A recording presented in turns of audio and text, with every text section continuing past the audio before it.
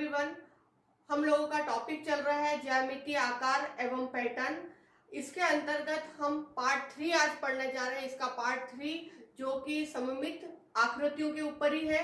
परंतु इससे पहले ये जान लेना आवश्यक है कि सममित आकृतियों की आवश्यकता क्यों हुई हमें, क्यों हमने आकृतियों को सममित और असममित दो प्रकार में बांट दिया, क्यों हमें सममित आकृतियों को जानना आवश्यक है। आज हम ये सब आवश्यकताएं जानेंगे कि सममित आकृतियों को जानने से हमें क्या फायदे हैं, किस तरीके से हम उसका उपयोग कर सकते हैं, साथ ही इसकी क्या विशेषता है। चलिए समझना शुरू करते हैं सममित आकृतियों को।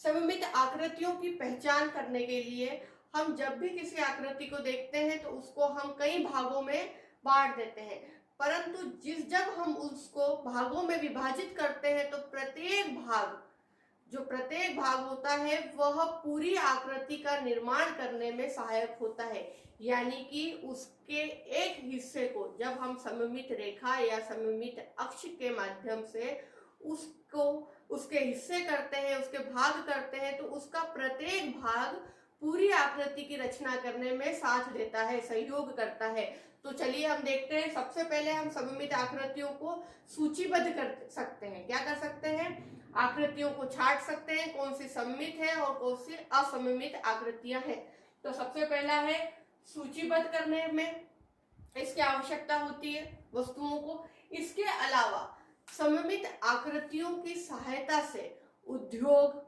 आपके भवन निर्माण, इंजीनियरिंग आदि फील्ड में इसकी सहायता से ही हम अपनी रोजमर्रा की उपयोग की वस्तुओं का निर्माण कर सकते हैं। जैसे कि जूता फैक्ट्री में सममिति बहुत ज्यादा आवश्यक है। यदि हम उसका सममित अक्ष प्राप्त कर ले तो हमें अपने उत्पादन को बनाने में आसानी होती है। तो हमको सममित जो अक्ष है, सममित आकृतियां, वह हमें सहारा देती है प्रोडक्शन के लिए। ठीक।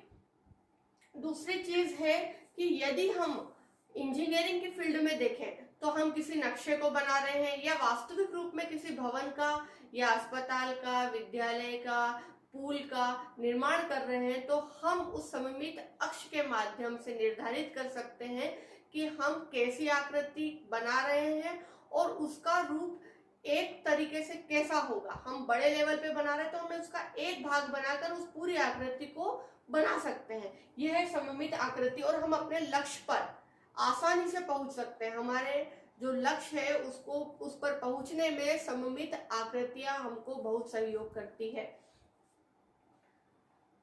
इसके अलावा हम देखते हैं कि यदि हम किसी वस्तु का एक सममित अक्ष प्राप्त कर ले तो हम उसके आधे भाग को प्राप्त कर लेते हैं। कितने भाग को? आधे भाग को प्राप्त कर लेते हैं। एक सममित अक्ष वाली जो आपकी आकृति होती है उसका एक भाग हमारा, जैसे कि ये एक वृत्त है और इसके बीच का ये एक सममित, हमने मान लिया कि हमने एक सममित रेखा देखी है, तो ये हाफ हो गया। इस हाफ को अगर हम प्राप्त कर ले तो हम दूसरा आधा हिस्सा प्राप्त कर सकते हैं। पहले आधे हिस्से से हम दूसरा आधा हिस्सा प्राप्त कर सकते हैं। इसको समझाने के लिए मैं आपके सामने ये प्रस्तुत कर रही हूँ।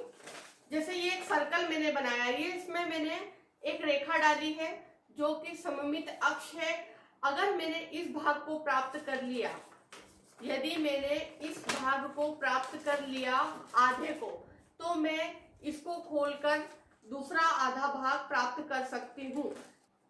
अभी हमने देखा कि एक अक्ष से, यानी कि एक सममित रेखा से हम आधा हिस्सा प्राप्त करके दूसरा आधा हिस्से का निर्माण कर सकते हैं। आधा हिस्सा हमें प्राप्त हुआ जो हमने बनाया और दूसरा आधा हिस्सा हम उससे बना सकते हैं। इसी प्रकार से यदि हम किसी वस्तु को कितने हिस्सों में, दो भागों में दो सममित रेखाओं के हिसाब से 4 हिस्सों में बांट देते हैं।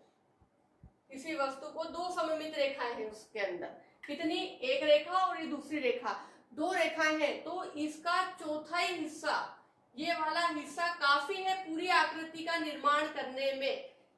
ये वाला जो हिस्सा है ये पूरी आकृति का निर्माण कर सकता है। किसी वस्तु का जब 2 अक्ष होते हैं, उसके अंदर 2 सममित अक्ष होते हैं, तब उसका चौथाई भाग पूरी आकृति का निर्माण कर सकता है।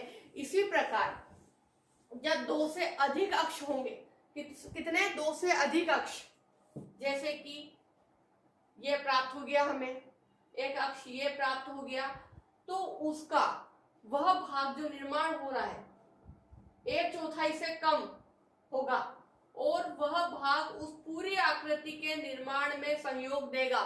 सिर्फ इतने से भाग को बनाकर, इतने से भाग का निर्माण करके हम पूरी आकृति को प्राप्त कर सकते हैं। जैसा कि आप सभी जानते हैं कि गणित का दैनिक जीवन में काफी उपयोग होता है। उसमें से एक उपयोग यह भी है कि सममित अक्ष प्राप्त करके दो से अधिक, एक या दो से अधिक सममित अक्ष प्राप्त करके हम उस आकृति को या जिस प्रोडक्ट को हम बनाना चाहते हैं उसको कई भागों में विभाजित करके पूरा हम उसे बना सकते हैं। यह हुआ आपका सममित आकृतियों के संबंध में सममित अक्ष जो प्राप्त होता है उसकी आवश्यकता और उसका उपयोग। अब हम देखते हैं कि सममित अक्ष कितने प्रकार के होते हैं।